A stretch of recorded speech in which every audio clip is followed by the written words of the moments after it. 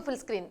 నిన్న ఉదయం నుంచి కన్నడ సినీ పరిశ్రమకు చెందిన ప్రముఖుల ఇళ్లలో జరిగిన ఐటీ దాడుల్లో భారీగా బంగారం బయటపడటం సంచలనం రేపుతోంది.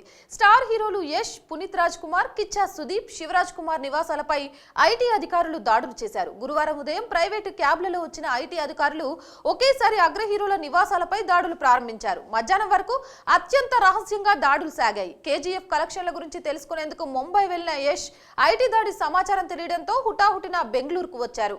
బనశంకరిలోని కత్రిగుప్ప ప్రాంతంలో యష్ నివాసంలో భారీగా బంగారాన్ని గుర్తించినట్లు తెలుస్తుంది. సాయంత్రం యష్ భార్య రాధికా పండిట్ ను ప్రత్యేకంగా ఐటీ బృందాలు విచారించాయి. ఆ తర్వాత రాధికా తండ్రిని ఓ బృందం రహస్య ప్రాంతానికి తీసుకెళ్లి విచారణ జరిపింది. యష్ కొంతకాలంగా రేస్ కోర్స్ రోడ్లోని తాజ్ వెసెంట్ ఎండ్ హోటల్లో ఓ గదిని అద్దెకు తీసుకున్నారు. స్టార్ హోటల్ గదితో పాటు హొసకెరె హల్లీలోని యష్ కార్యాలయంపైన దాడులు సాగాయి. రాత్రి 8 గంటలకు సుమారు 3 బ్యాగులతో అధికారులు బయటకు వచ్చారు. మరో 2 రోజుల పాటు యష్ నివాసంపై దాడులు కొనసాగే అవకాశం ఉన్నట్లు అధికారుల ద్వారా తెలుస్తుంది. ఇక మైసూరులో సినిమా షూటింగ్ లో ఉన్న కిచ్చా సుదీప్ ను అధికారులే ఫోన్ చేసి బెంగళూరుకి రప్పించుకున్నారు. జేపీ నగర్ లోని నివాసంలో దాడులు జరిపారు. సాయంత్రం సుదీప్ సోదరి సుజాతను రప్పించిన అధికారులు ఆమెను విచారించినట్లు తెలుస్తుంది. ఇక సదాశివ నగర్ లోని పునీత్ రాజ్ కుమార్ నివాసంపై 20 మందికి పైగా అధికారులు రాత్రి పొద్దుపోయేదాకా దాడులు సాగించారు.